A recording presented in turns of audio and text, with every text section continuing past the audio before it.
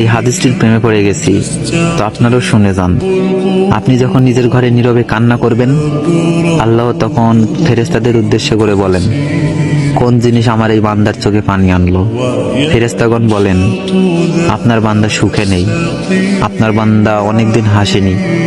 এই বলে ফেরেশতাগণ কান্না করতে থাকেন এবং আল্লাহকে বলেন, হে আমার রব, আপনি তো জানেন আপনার এই বান্দার হৃদয়ে কি রয়েছে, অতএব আপনি তার জন্য সবকিছু সহজ করে দিন। আল্লাহ বলেন, আমার এই বান্দা এমন কিছু জীবন থেকে হারিয়ে ফেলেছে যে সে অধিক ভালোবেসেছিল। অতএব আল্লাহ বলেন, আমি শপথ করছি, আমার বান্দা যা তার জীবন থেকে হারিয়েছে তার চেয়ে উত্তম জিনিস আমি তাকে এনে দিব, যা দেখে দুনিয়া ও আখিরাতে সবাই বিস্মিত হবে।